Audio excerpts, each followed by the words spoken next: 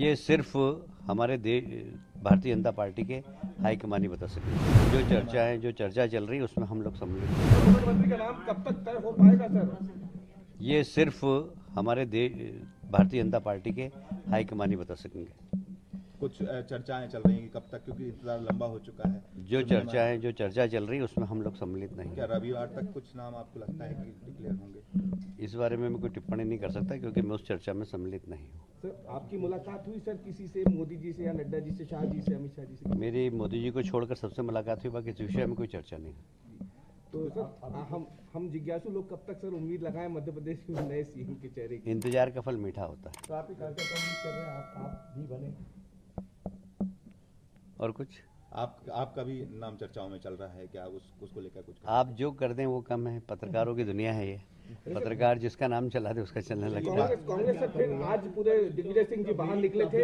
EVM पे सवाल उठाया सर। दिग्विजय सिंह जी ने ईवीएम पे कालिक पोती है और भूपेश बघेल जी कहते हैं कि ईवीएम का नाम लेते ही बीजेपी वालों को मिर्ची लग जाती है। देखिए, ऐसा है कि जब उनका बेटा चुनाव जीतता है तो वो ईवीएम अच्छा है।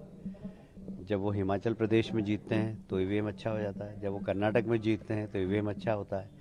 मैंने परिणाम वाले दिन ही ट्वीट कर दिया था कि अब ईवीएम की बारी है, बेचारे ईवीएम का क्या होगा। तो मुझे मालूम है कि कांग्रेस हारती है तो वो अपनी कमियों को नहीं देखती है, वो ईवीएम पे दोष लगता है। कैडर में पार्टी 3 दिन का लंबा समय नहीं हो गया, अभी तक डिसाइड नहीं हो पाया कौन बनेगा। नहीं, कोई संविधान के अंदर है क्या ऐसा कितने दिनों बन जाना चाहिए?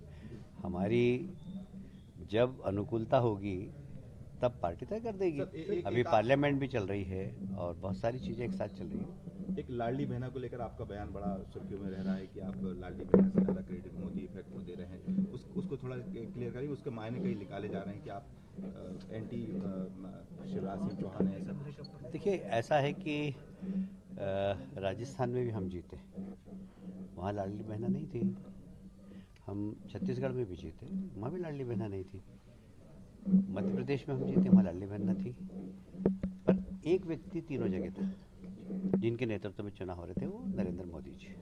वो तीनों जगह थे और मैं तो हमसे बड़ी, मध्य प्रदेश से बड़ी विक्ट्री छत्तीसगढ़ की मानता हूँ कि बहुत बड़ी जीत हुई है वहाँ पर। और इसलिए ये जो भी जीत का श्रेय है वो हम मोदी जी को है, अमित शाह जी की रणनीति को है। नड्डा जी ने जो पोलिंग बूथ और पन्ना प्रमुख तक टीम बनाई है पूरे देश के अंदर, उसका परिणाम। सर एक जरूर सवाल सर, जिस तरह शिवराज सिंह चौहान ने कहा है कि मैं मुख्यमंत्री पद का ना दावेदार पहले था ना अब हूँ और मिशन 29 स्टार्ट करा है, साथ ही राजनाथ सिंह जी का भी बयान है कि इस बार जो 24 के चुनाव होंगे बीजेपी 350 पार जाएगी और एनडीए 400 प्लस होगी, उसको लेकर क्या कहेंगे? इन दो सवाल है। बिल्कुल सही कहा। राजनाथ सिंह जी ने कहा है कि एनडीए 400 प्लस होगी और शिवराज जी ने जो कहा वो भी बिल्कुल ठीक है। हम शिवराज जी के पीछे सब लोग मिलकर 29 सीट लाएंगे मध्य प्रदेश में। सर छिंदवाड़ा के लिए क्या प्लान है जी? कमलनाथ जी दिल्ली चले गए। कमलनाथ जी नहीं, मैंने तो आपको पहले ही कहा था कि चुनाव के बाद या तो दिल्ली दिखेंगे या विदेश में दिखेंगे। सर छिंदवाड़ा की सीट चैलेंज होगी 29 की 29 जो मध्य प्रदेश उसमें से निकालना, छिंदवाड़ा से लगातार कमलनाथ जी जीतते रहे, कमलनाथ के बेटे जो है नकुलनाथ वो जीत रहे हैं, तो किस तरह से आप देख रहे हैं? वो प्लान आपको बता देंगे क्या? नहीं जीतेंगे हम बस।